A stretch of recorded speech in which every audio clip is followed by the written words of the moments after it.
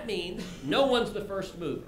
You avoid the disadvantage of anyone going out on that limb alone and paying for the other 49 states. And when you get to the trigger point, suddenly you have half the states or 3/4 of the states or whatever the number you pick all at once turning down the federal funds, at which point it becomes a political impossibility for the members of Congress to suddenly have all of their states not paying for it and not receiving it. So it's another example of one of the tools that each of the people in this room that we can do together to fight the expansion of federal power in Washington.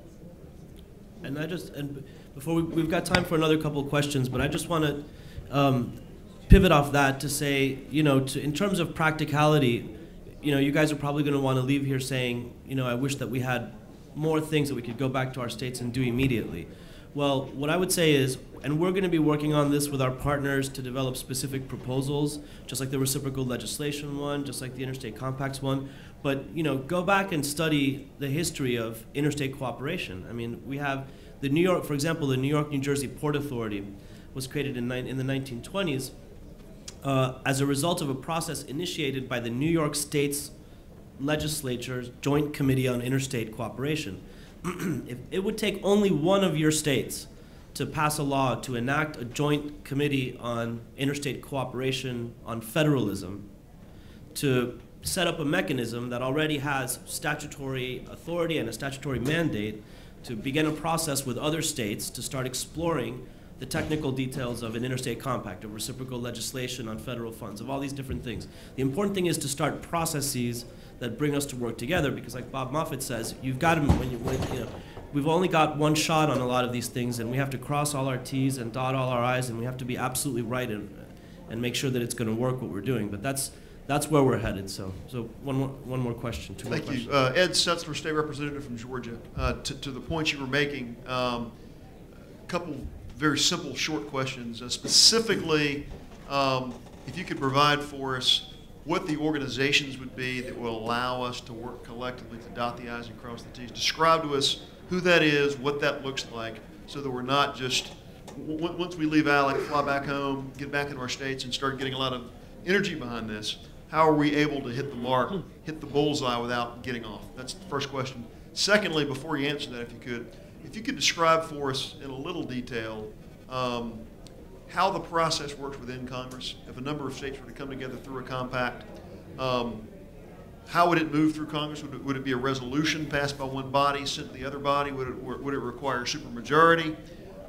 Describe the dynamics within the Congress for getting the approvals that you spoke to. Those are both great questions. Let me answer actually in the order in which you asked them. If you look at this document here, which were under all the seats, which was an agenda for state action, and it lays out a number of different ideas that we, the states, can do to limit the federal government. And the Interstate Compact on health care is the first one on it.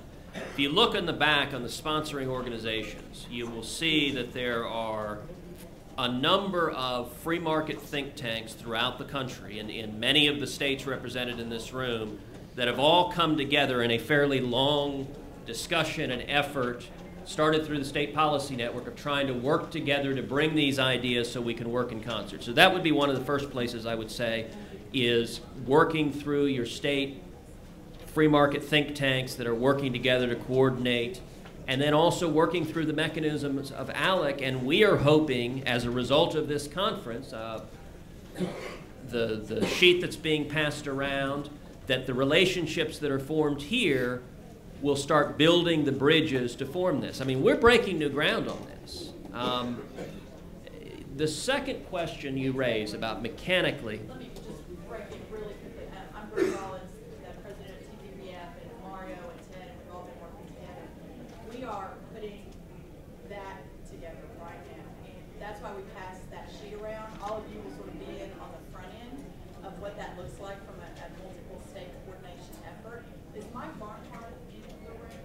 Eric, is he here? He's not in here, but he was on a phone call. Okay, so Mike will be putting everyone together via email, working with the Tea Partiers, working with the state think tanks, working with all of you to really move this forward. So based on that email list that you've all sort of filled out. We'll be building on that, but we're going to start right there. So never fear, you will hear from us again.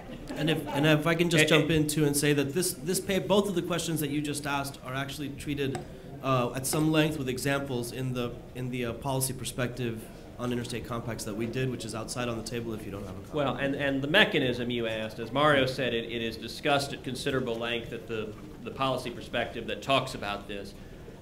The mechanisms historically that Congress has used to approve interstate compacts have either been a law passed by both houses of Congress or a resolution passed by both houses of Congress. They've done it both ways. Now, one legal question that is something of an open question is whether, in fact, presentment to the president is required. Is the president's signature required? The constitutional text of the Compact Clause does not require the president's signature. I think there is, however, a strong argument under the Presentment Clause that it probably is required. And if you look at practice of the interstate compacts that have been approved, historically Congress has presented them to the president for the president's signature. So I think it is likely that the process we will go down, that there's going to be 3 waves of battles. The first wave is to get an interstate compact adopted among the states, with as many states as possible, to go after Obamacare and the federal expansion of power over health care. The second wave and the real fight is to get congressional approval, and that's going to be a real fight. At a minimum, it's going to take both houses of Congress, so it's not just the House.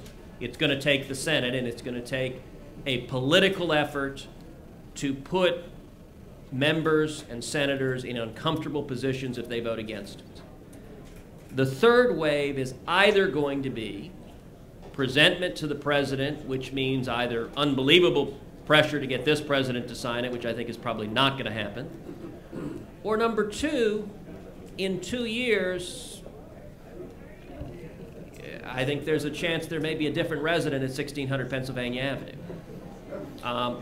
Alternatively, if Congress makes the decision not to present it to the president, there will surely be litigation and a battle over whether that has the effect of federal law. And let me say, sort of in summing up, from the perspective of everyone in this room, I would humbly submit that an interstate compact on health care is as close to a no-brainer as one can find in the political world, and I'd suggest it for three quick reasons. Number 1, it's the principled right thing to do. It is a principled constitutional means for the states to reassert authority and to pull authority back from the federal government and to defend the liberty of our citizens.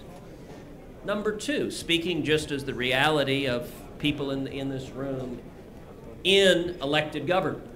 If this succeeds, it will vastly increase the authority of every person in this room and the authority to fight against the federal government and to design public policy solutions that are responsive to the needs and values and wishes of your citizenry. And number 3, from just a pure, crass political perspective, whoever jumps out front in your states and takes the lead, there is an incredible opportunity to become, as Mark said, a hero to the Tea Party, which more than a few people may have noticed is not an insubstantial tidal wave sweeping through this country. So it doesn't always happen in politics, but when you get principle and politics lining up together, all pointing in the same direction, that's a very potent convergence.